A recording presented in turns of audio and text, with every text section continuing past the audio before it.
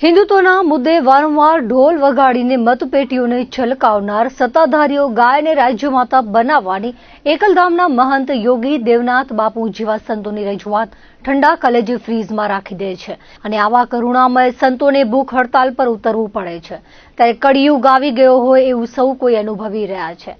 ગૌમાતાને રાજ્યમાતાનો દરજ્જો આપવા માટે 1.5 મહિના પહેલા કચ્છ કલેક્ટરને આવેદનપત્ર આપીને રજૂઆત કરવા છતાં પણ રાજ્ય સરકારના પેટનું પાણી નથી ચાલ્યું અને માત્ર ગૌમાતા જ નહીં પરંતુ અનેક નિર્દોષ જીવો દરરોજ કપાઈ રહ્યા છે અને કોકના પેટનો કોળિયો બની રહ્યા છે। ત્યારે ઉકળી ઉઠેલા જીવદયા પ્રેમીઓ ઉપવાસ આંદોલનમાં જોડાયેલા દેવનાથ બાપુના સમર્થનમાં ગમે ત્યારે જોડાઈ જાય અને આંદોલન માત્ર કચ્છનું જ નહીં રહેતા પરંતુ સમગ્ર ગુજરાતમાં સંતો અને જીવદયા પ્રેમીઓ જોડાઈ જાય તેવી પૂરી સંભાવના છે। આજે બીજા દિવસે પણ અનેક સંસ્થાઓ આ લડતને ટેકો જાહેર કર્યો છે। અહીં આંદોલન રાજકીય નહીં પણ એક ભારતીય સંસ્કૃતિથી જોડાયેલો હોવાથી દરેક જણ આ લડતને ટેકો આપી રહ્યા છે।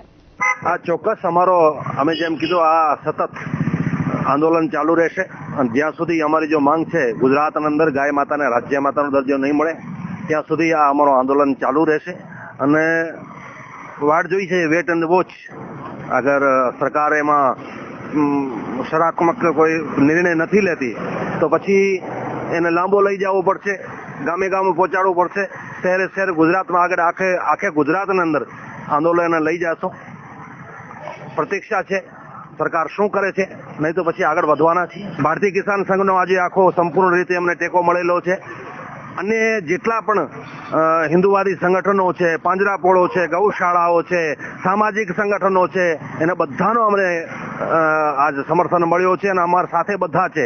અને આપ જુઓ છો સતત અમારા કચ્છના સંતો રોજ 10-10, 15-15 રોજ સંતો અહીંયા ઉપસ્થિત રહે છે અને બધા સમાજોનો બધા સંગઠનોનું અમને સમર્થન છે।